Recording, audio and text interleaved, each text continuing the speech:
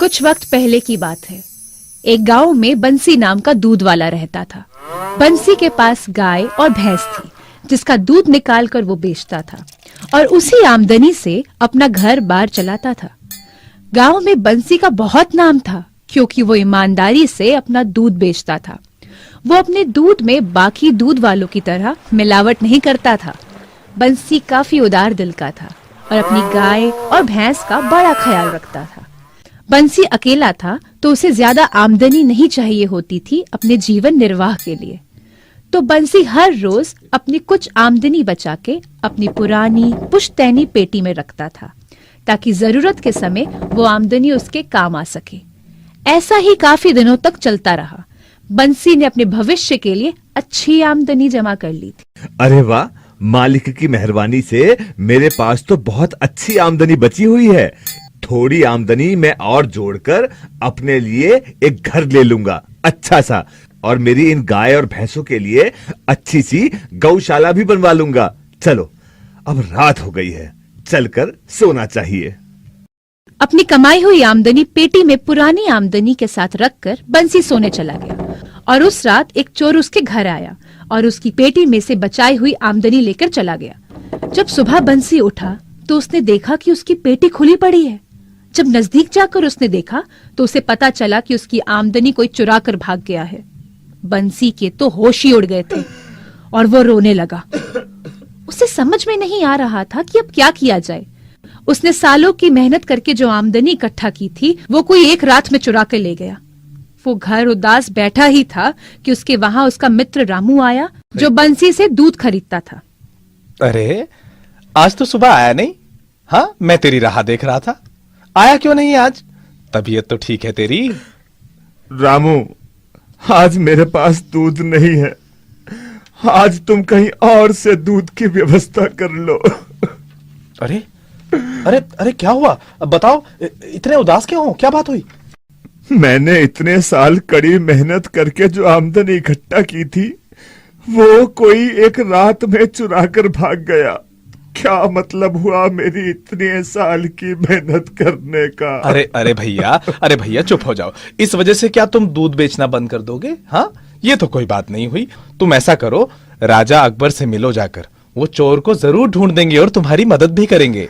एक दूध वाले की मदद करने के लिए राजा अपना कीमती समय क्यों देंगे? बंसी, उन्होंने एक न्यायालय का निर्माण किया हुआ है, जहाँ छोटे मोटे विवादों का समाधान किया जाता है। मुझे यकीन है कि तुम्हें वहाँ न्याय जरूर मिलेगा। हाँ, सच कह रहे हो? हाँ। ठीक है, मैं जाता हूँ। बंसी के मुख में हल्की सी मुस्कान आ गई।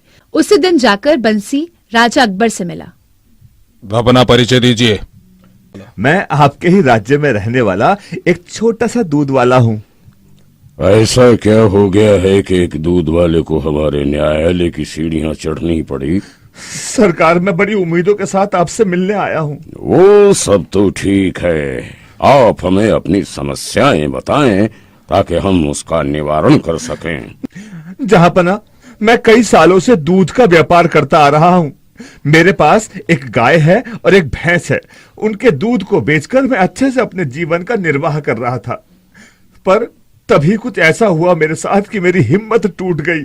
मैंने अपने भविष्य के लिए कुछ पूंजी जमा कर रखी थी। ये बात हमें आपकी अच्छी लगी कि हर एक इंसान को अपने जीवन में निर्वाह के साथ अपने भविष्य का भी ख्याल रखना चाहिए। आगे बढ़िए। जनाब, मैं अपनी पुश्तैनी पेटी में आमदनी जमा करता था। कुछ समय में मुझे अपने लिए एक अच्छा घर और अपनी गाय भैंसों के लिए अच्छी सी गौशाला लेनी थी, पर कल रात कोई आदमी चोरी करके वो सब कुछ ले गया। आपको कब पता चला कि आपकी आमदनी चोरी हो गई है? हुजूर, मैं सुबह जैसे ही गाय और भैंस का दूध निकालने के लिए उठा, मैंने देखा कि मेरे घर का दरवाजा खुला हुआ है। मैं घबरा गया और भागते हुए मैंने सबसे पहले अपनी पेटी को देखा। मैंने देखा कि पेटी का ताला टूटा हुआ है और अंदर मेरी सारी जमा की हुई पूंजी गायब है। ये तो भाई परेशानी वाली बात है। क्या तुमने कभी किसी से अपनी जमा पूंजी का जिक्र किया था? नहीं जनाब, मैंने कभी किसी से जिक्र नहीं किया था। किसी को मेरी पेटी के बारे में कुछ भी नहीं पता था। बीरबल, जी। हम चाहते हैं कि आप इस समस्या का हल निकालें, हमारे राज्य के दूध वालों की मदद करें। जैसी आज्ञा जहांपना। हाँ तो भाई, क्या नाम बताया आपने अपना? जी जनाब, मेरा नाम बंसी है। तो भाई बंसी, तो आपको किस पे शक है? किसी पे नहीं है। बंसी जी, आप अपने चौकीदार और आसपास के रहने वाले सब लोगों को दरबार में कल हाजिर कीजिए, ठीक है? जैसा आप कहें जनाब। दूसरे दिन बंसी ने अपने आसपास में रहने वाले कुछ लोगों को बुलाया और चौकीदार और उसके घर में काम करने वाले कुछ और लोगों को भी उसने दरबार में पेश किया। बीरबल। जी हुजूर। तो अब क्या कहना है आपको? क्या आपने चोर को पकड़ लिया है? क्या आपको पता है इनमें से कौन चोर है? नहीं जहांपना, पर मेरे पास एक तरकीब है। मेरे पास कुछ जादुई लकड़ियां हैं। मैं ये लकड़ियां इन सबको दूंगा। जादुई लकड़ियां? ये तो बड़ा दिलचस्प है। तो ये बताओ बीरबल, ये लकड़ियां तुम्हारी मदद कैसे करेंगी चोर को ढूंढने में? जहांपना, कल सुबह हम इन सबको लकड़ियों के साथ बुलाएंगे। जिसने भी चोरी की होगी उसकी लकड़ी अपने आप 1 इंच बड़ी हो जाएगी, और जिसकी लकड़ी 1 इंच बड़ी है, बस वही चोर है। बहुत खूब, बहुत खूब। मैं भी ये जादू देखना चाहता हूं। कल सुबह आप सब लोग यहाँ पर इस लकड़ी के साथ हाजिर होंगे। जी हुजूर। जी हुजूर। हुजूर। जी हुजूर। जी हुजूर। दूसरे दिन न्यायालय में सब अपने समय से हाजिर हो गए थे। बीरबल ने सबकी लकड़ियां इकट्ठा करना शुरू किया। सबने अपनी लकड़ियां दे दी और विचार कर रहे बीरबल से अकबर ने कहा, हाँ तो बीरबल, कौन है गुनहगार? क्या पता चला आपको इन जादुई लकड़ियों से? जहांपना, मैंने चोर को ढूंढ लिया है। ये चौकीदार ही चोर है।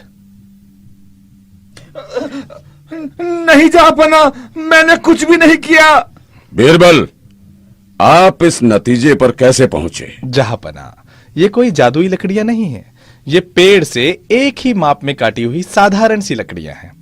जब मैंने कल बोला कि जो भी चोर होगा उसकी लकड़ी अपने आप 1 इंच बड़ी हो जाएगी, तो ये चौकीदार ने डर कर इस लकड़ी को 1 इंच काट दिया, ताकि जब ये 1 इंच बड़ी हो जाए तो बाकी लकड़ियों के समान ही रह जाए।